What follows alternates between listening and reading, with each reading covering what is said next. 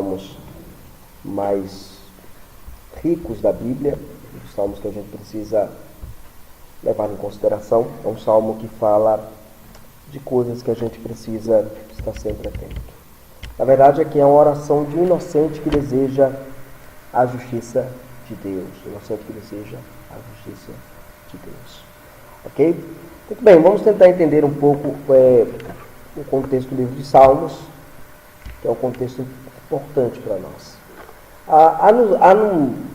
No livro de Salmos, na verdade, quando você lê o livro dos Salmos, por que o livro dos Salmos? Porque o livro dos Salmos ele é um livro composto de 5 livros. Você tem 5 livros no livro dos Salmos. E dentro do livro dos Salmos, você há 5 salmos que usam oração, que é usada aqui nesse texto quando diz assim, oração de Davi. A palavra oração que aparece aí é a palavra tefilar, que é oração. Tá vendo? Aí tem hino de Davi, é? Não, lá no desejo. Hino Davi. Isso, exato.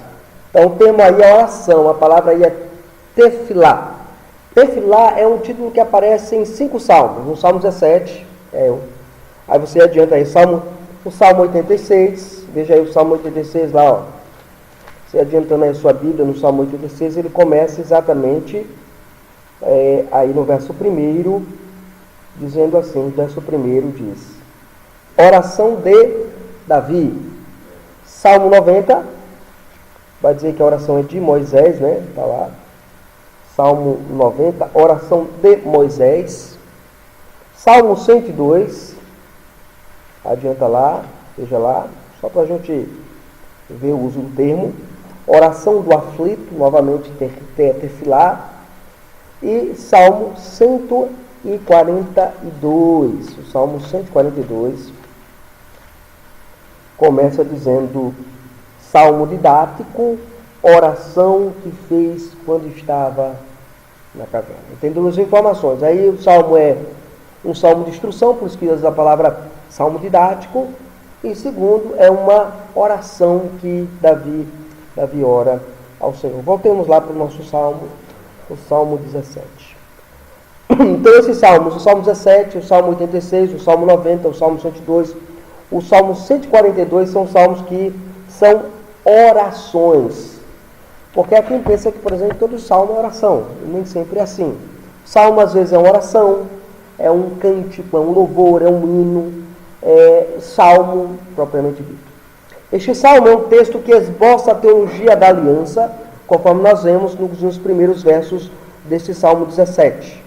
O salmista se preocupa por sua integridade. Nós vemos aqui Deus como misericordioso e aquele que cumpre suas promessas. Davi, como o salmista que compõe o salmo, ele coloca para nós que ele está lutando pela sua integridade.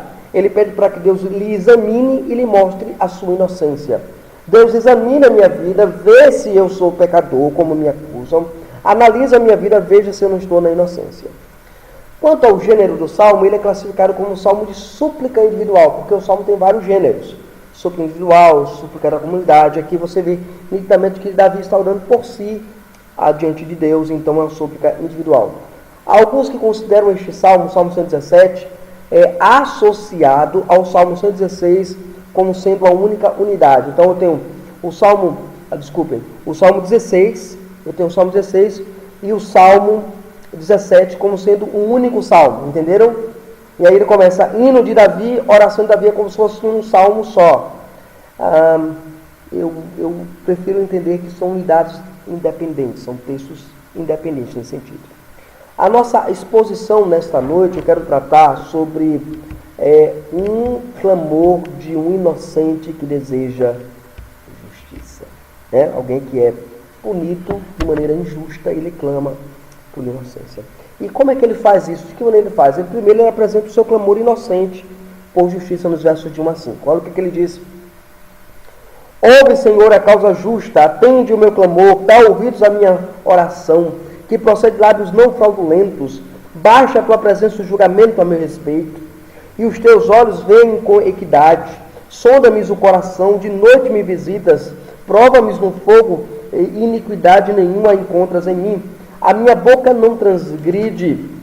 Quanto às ações dos homens, pela palavra de seus lábios, eu me tenho guardado dos caminhos do violento. Os meus passos se afizeram às tuas veredas, e os meus pés não resvalaram. Aqui, irmãos, 3 termos são apresentados para o mesmo pedido.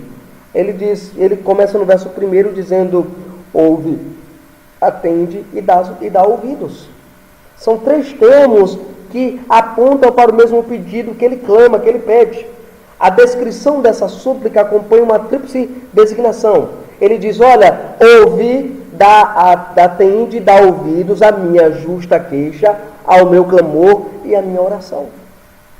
Ao fazer isso, ele deseja enfatizar a sua profunda necessidade. Às vezes você deixa de falar da sua necessidade para um amigo, para um colega, para um parente, para alguém. E na oração você precisa deixar diante de Deus a sua profunda necessidade que você tem. O clamor por justiça, o clamor para que Deus vingue ou para que Deus haja, é um clamor urgente no poeta. O poeta ele está urgentemente pedindo para que Deus atenda a sua oração. E ele usa 3 termos que para a nossa tradução ela é diferente, né? Ouve, atende e dá ouvidos, mas tendo o mesmo sentido. Isso é chamado de paralelismo climático. Ele começa a mover de um termo para outro, enfatizando a mesma ideia. Ou também paralelismo progressivo, porque ele usa ouve, atende e dá ouvidos como sendo termos sinônimos. Eles são sinônimos e eles apontam para essa ideia. E aí, quando ele vai pegar o climático, ele vai dizer: a minha queixa, o meu clamor e a minha oração. Ao fazer isso, ele está mostrando a sua necessidade. Segundo, ele implora pela sentença divina no verso 2. Olha o que ele diz no verso 2. Ele diz para nós no verso 2: baixa a tua presença o julgamento a meu respeito. Ou seja, me dá a tua sentença. Coloca diante de mim, Senhor, o que tu decidiu sobre mim, sobre a minha vida e sobre aquilo que eu estou pedindo. Então, esse é um ponto importante aqui, quando nós aprendemos na Escritura, é que Deus, ele está falando ao poeta, o poeta está sendo instrumento de Deus nesse sentido, pedindo para que Deus o coloque, dê a sua sentença. Aqui a figura de um julgamento, ele está no julgamento, ele pede para que Deus dê a sentença correta e verdadeira que ele precisa ser sentenciado. Neste clamor, ele coloca a sua vida para ser provada. No verso 3, é o que ele diz aí: sonda-me o coração, de noite me vigias, prova-me no fogo, e iniquidade nenhuma encontras em mim, a minha boca não transgride. Vamos colocar aqui algumas coisas importantes. Primeiro, o que ele sabe? Por que ele pede para que Deus examine a sua vida? Por que ele pede para que Deus... Primeiro, porque ele sabe que não há iniquidade no que ele fala, não há mentira, não há pecado naquilo que ele está falando. Então, o Senhor examina a minha vida e veja aí o que está faltando em mim. Também que não há rebeldia na sua língua. Agora, note esse verso 3, é riquíssimo, porque ele diz assim: prova-me no fogo, iniquidade nenhuma encontras em mim. Por que prova-me no fogo? Qual a razão do fogo? Por que prova-me no fogo? Porque o ourives, naquela época, quando pegava a prata e o ouro para tirar as impurezas da prata, ele fazia o quê? Colocava no fogo. Ele coloca no fogo até que a prata fique reluzente, até que o ouro fique reluzente. E ao trabalhar com essa figura, Davi está dizendo à Senhora: Senhor, examina profundamente a minha vida. E tu não vai achar nenhuma iniquidade em mim, nenhum pecado, Senhor, nenhuma impureza, porque eu não transgrido no falar e eu não causo rebelião com a minha língua. Porque é exatamente isso que ele está dizendo. Ele diz assim, olha, ele diz lá, ele fala: sondas no coração, de noite me visitas, prova-me no fogo, iniquidade nenhuma encontras em mim, a minha boca não transgride. Ou seja, que iniquidade aqui está associada ao coração. Aqui, na verdade, é o coração do falar, aquilo que ele fala, a boca fala o que o coração está cheio. E na sua língua não encontra-se nenhuma rebelião contra Deus. Nos versos 4 a 5 dessa passagem, você vai encontrar o seguinte princípio estabelecido. Ele procura agora apresentar o contraste entre o justo e o ímpio. No verso 4 ele diz, olha, ao que ele diz no verso 4? Ele vai falar para nós. Verso 4 do Salmo 17. Quanto às nações dos homens, pela palavra dos seus lábios, eu me tenho guardado dos caminhos do violento. Os meus passos se afizeram tua destra e os meus pés não resvalaram. Aqui tem um contraste. Qual é o contraste que ele tem aqui? O contraste que ele tem é que ele mostra que ele é justo e que ele se esquivou do caminho do ímpio. Quanto às ações dos homens, ações aqui significa atitudes, comportamento dos homens, pela palavra dos teus lábios. Ou seja, como é que eu avalio o comportamento de alguém? De que maneira eu avalio o comportamento de alguém? Porque alguém falou que é assim, assado, assim? Não, é pela palavra de Deus. Como fulano anda, ele anda de acordo com a palavra de Deus, então eu vou avaliar a vida de fulano de acordo com do que a boca, porque quando ele fala assim, pela palavra dos teus lábios, ele está falando de Deus, tá, gente? Pela palavra dos teus lábios, então ele vai avaliar isso. Eu me tenho guardado dessas ações dos homens. Em outras palavras, as ações que os homens, o comportamento dos homens, eu não vou imitar o comportamento dos ímpios, não porque é bom para mim, mas eu não vou imitar o comportamento dos ímpios, porque eu aprendi a ouvir a tua voz. Eu aprendi a ouvir a tua palavra. Isso é um ponto importante. E aí ele vai dizer, e os meus passos, aqui meus pés, se afizeram às tuas veredas, e os meus pés não resvalam. Então, por que eu não caio? Por que eu não transgrido? Porque eu estou firmado na palavra de Cristo. É a palavra de Cristo que me sustenta, não é outra coisa. Isso aqui é importante para nós. E aí, terminamos aqui a questão do clamor do inocente por justiça. Mas não apenas isso. Ele também clama por proteção. Nos versos de 6 a 12, nós vemos isso. Como é que ele faz isso? Por que ele clama dessa forma? Por que ele pede que Deus o proteja dos versos 6 até o verso 12 dessa passagem? Primeiro porque ele tem a certeza de que será ouvido. Verso 6, ele diz, olha, o que é que ele fala? Eu te invoco, ó Deus, pois tu me respondes. Por que eu vou orar a Deus? Por que eu clamo a Deus? Por que eu busco em Deus proteção? Por que eu busco em Deus refúgio? Por que eu busco em Deus alívio para minha alma, alento para minha alma? Porque eu sei que Deus me escuta. Você nunca vai a Deus, orar a Deus, na dúvida que Ele não lhe escuta. Você sempre vai a Deus na certeza de que Ele está ali, atento, ouvindo a sua oração. Esse é o primeiro princípio estabelecido aqui. O segundo princípio, por que ele clama por proteção aqui, irmãos? É porque ele sabe que no seu apelo, ele está vinculado ao pacto de Deus, historicamente. Verso 7 e verso 9. No apelo ao vínculo pactual que ele faz, histórico. Ele diz assim, mostra as maravilhas da tua bondade. Ó Salvador dos que a tua destra buscam refúgio, dos que se levantam contra eles. Guarda-me como a menina dos olhos. Esconde-me à sombra das tuas asas, dos perversos que me oprimem, inimigos que me assediam de morte. Aqui ele vai para o apelo pactual. Ele olha para Deus, Senhor, mostra as maravilhas da tua bondade. A palavra bondade aqui, vocês sabem, a palavra graça, o Hesed, como nós conhecemos. E ele está pedindo para que Deus mostre a riqueza da sua graça sobre a sua vida. Porque ele encontra segurança, refúgio à destra daquele que é Salvador.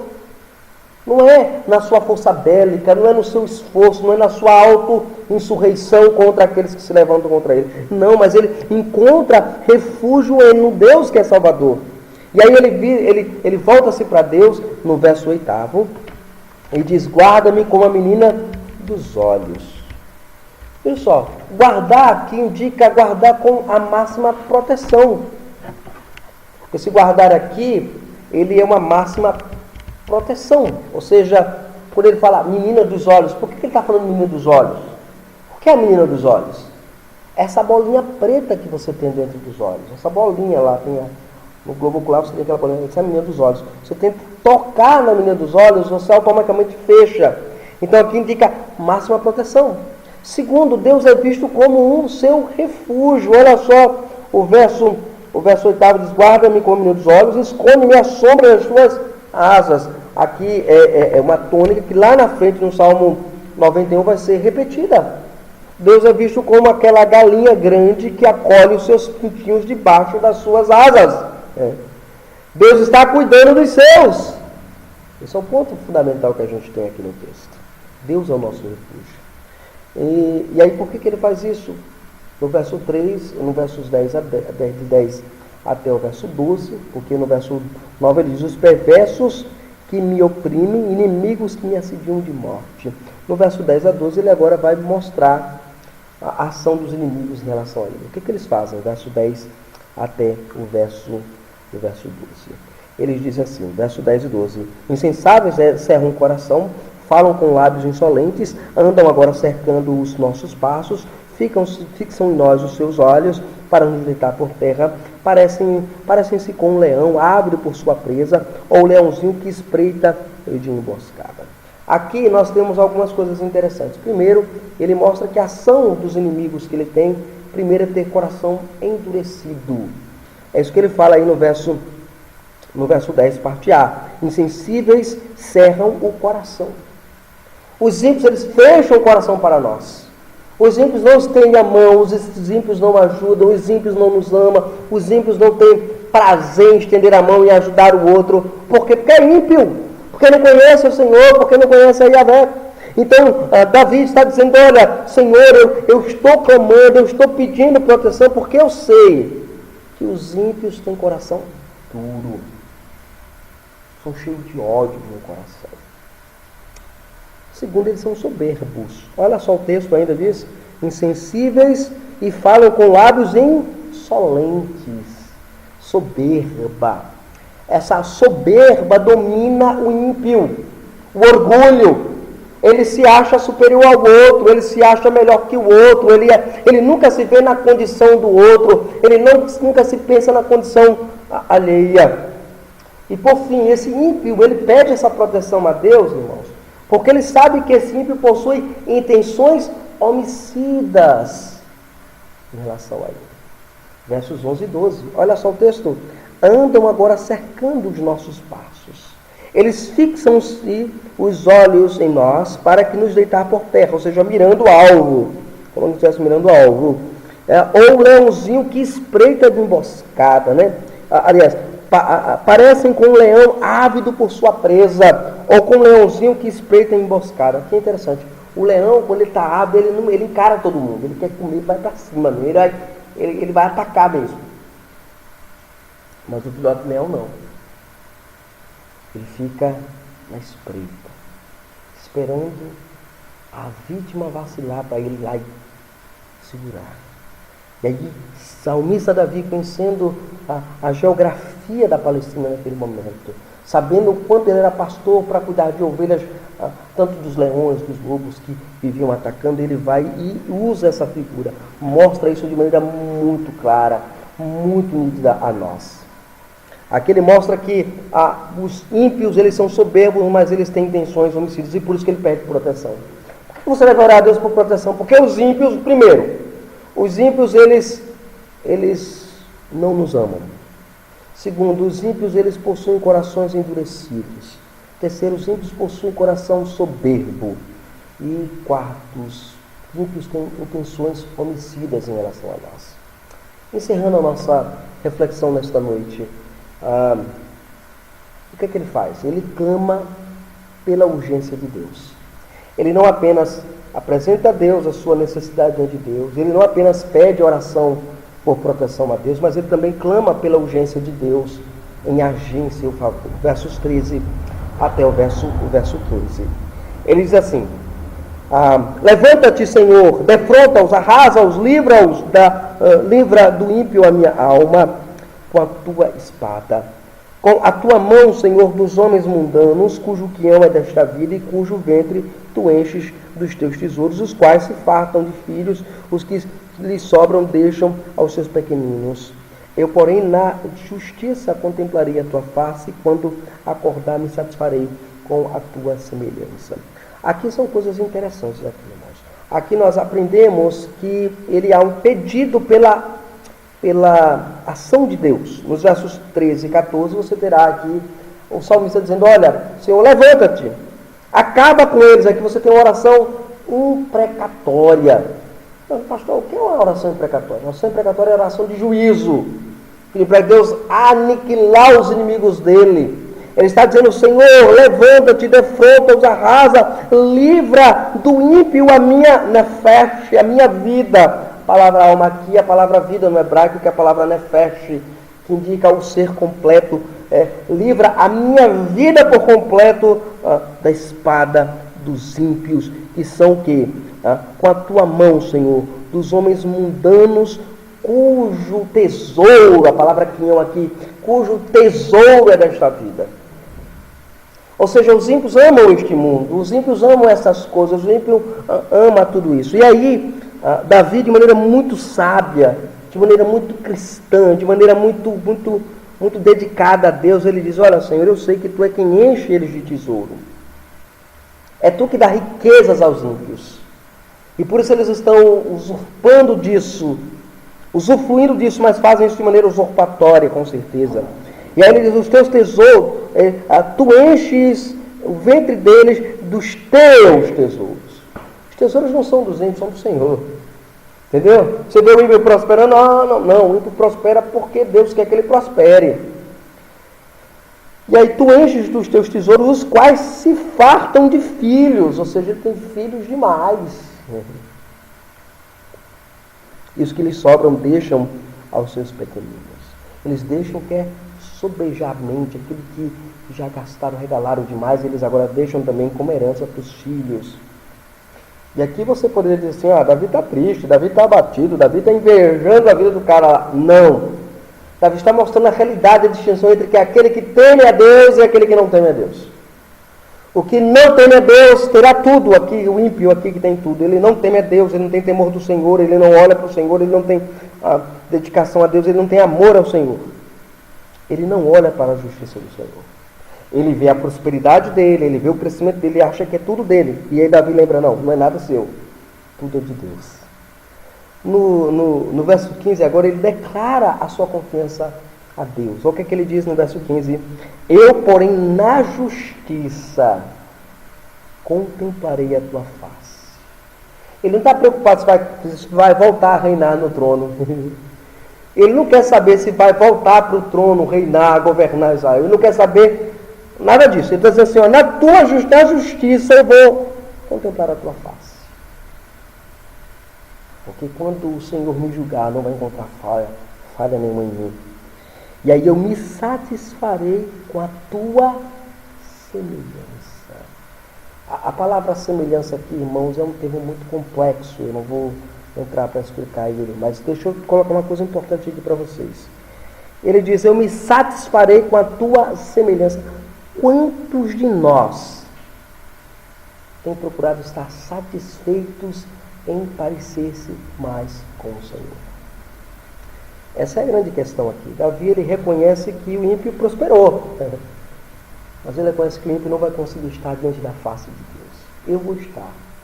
E se eu estiver na face de Deus, diante da face de Deus, eu estou satisfeito. No culto eu estou satisfeito. Eu tenho prazer em vir ao culto, em estar na face de Deus, porque no culto eu estou contemplando a Deus.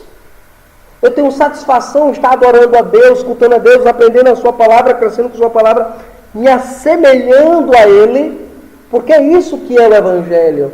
O Evangelho é essa luta de se assemelhar a Cristo. Lembra lá que dia após dia Cristo está sendo gerado em nós. Dia após dia nós temos a imagem de Deus sendo reconstruída em nós, através da leitura da palavra, através da oração, através da comunhão dos santos, através do culto, através da vida cristã piedosa. Essa maneira de buscar ser igual a Deus, no sentido bíblico da palavra, quando Deus chama Abraão, Abraão anda na minha presença e ser perfeito.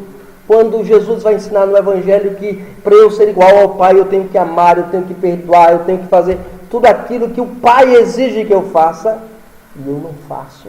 E aqui agora Davi está dizendo que ele vai se satisfazer, ter alegria, ter satisfação, deleite. Essa palavra satisfação é deleitar-se, derramar-se, pelo fato de será parecido com Deus. Isso não mexe com você não. Pois mexe comigo. Eu preciso ser parecido com Cristo. Eu preciso que as pessoas vejam em mim Cristo. Eu preciso que Cristo seja formado em mim dia após dia, para que eu chegue a completa varonilidade cristã, a maturidade. E essa maturidade implica dizer, eu preciso estar satisfeito em Deus. Eu preciso ter deleite no Senhor. Eu preciso ter a minha alma alegre em Deus e não nas outras coisas. As outras coisas perecerão, as outras coisas não são eternas, as outras coisas são efêmeras, as outras coisas não terão significados se eu não encontrar satisfação em Deus. É a primeira pergunta do nosso catecismo. É o primeiro e grande objetivo da nossa vida. Na verdade, é o único objetivo da nossa vida. É a glória de Deus, é a satisfação nele, é ter prazer nele. Então que nós possamos, de fato, como igreja do Senhor, ter satisfação em Deus, satisfação no Deus da aliança. Amém.